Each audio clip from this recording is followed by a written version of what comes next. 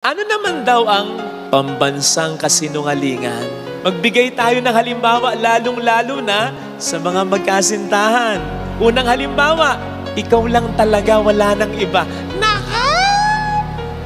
Pangalawang halimbawa, magkaibigan lang kami, huwag kang mag-alala. Naka!